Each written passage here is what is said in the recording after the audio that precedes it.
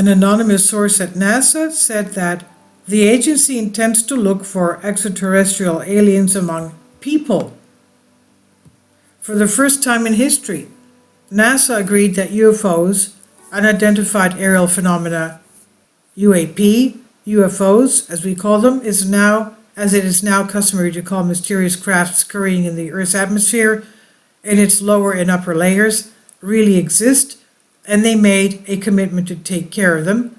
The historical turn, the giant leap as it's called, commemorating the first man's step on the moon occurred against the backdrop of increased internet interest in UFOs, and after the recent public hearings in the U.S. Congress on these same UFOs, Congressman questioned Deputy Director of Naval Intelligence Scott Bray and Undersecretary of Defense for Intelligence and Security Ronald Moultrie.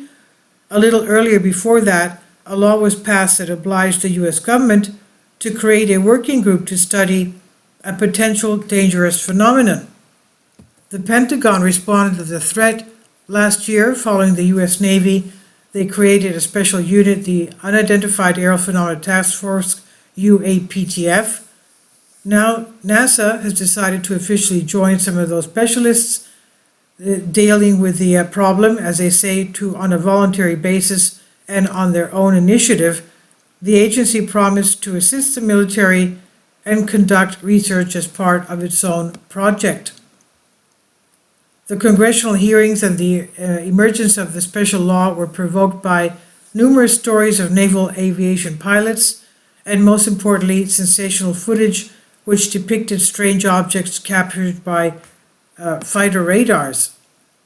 For several years, the footage circulated on the internet was somehow mysteriously leaked, and in the spring of 2020, the U.S. Department of Defense has already posted these videos, 3 of them on its website, and recognized them as genuine.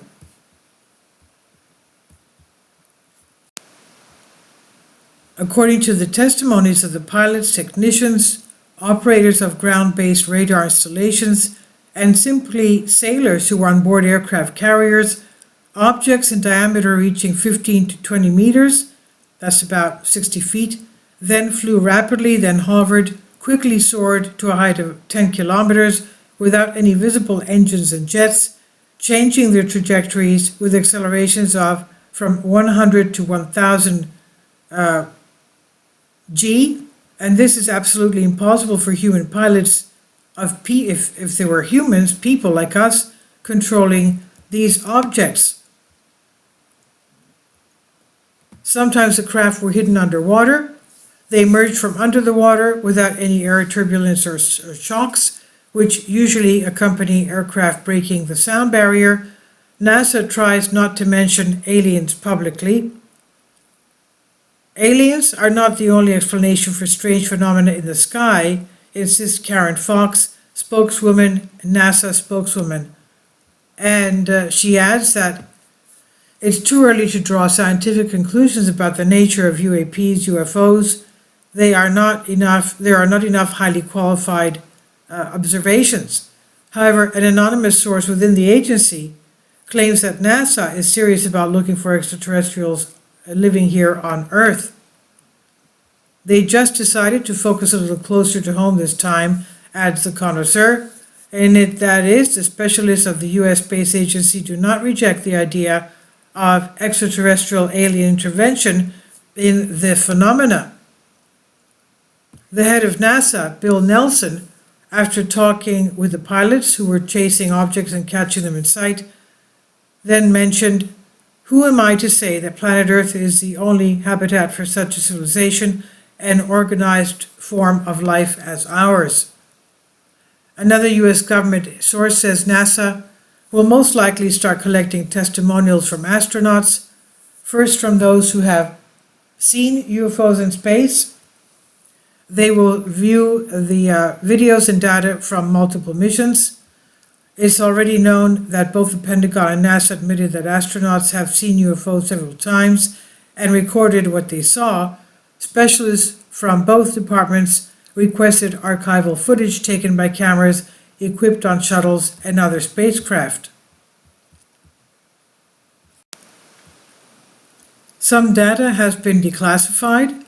For example, filming and recording made on board the Skylab 3 space station in 1973.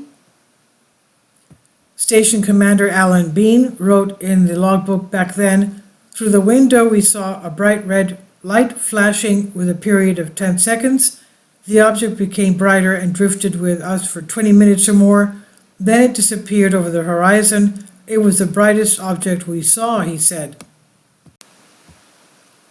Skylab 3 crew member Owen Garriott took pictures, thanks to which experts calculated that the red object was about 200 meters long. Gemini 7 astronaut Jim Lovell reported to Mission Control about a large object he saw next to the launch vehicle. He confirmed several times that he actually observed something completely unexpected. NASA treats any evidence with full responsibility. They recalled Buzz Aldrin, the astronaut of Apollo 11 spacecraft that delivered the first people to the moon. He said he saw a light in the porthole which moved along with the ship. The testimony of Edgar Mitchell, the sixth man on the moon, is also under the microscope. Mitchell believed in aliens and claimed that a clique of insiders hides the historic footage of a UFO crash in the United States in 1947, as well as contacts with aliens. This is on Solask. Please leave your comments and thank you for your support. Kindly support my Patreon account. The daily posts are 5 videos daily, and they are totally different from what I have on my YouTube channel.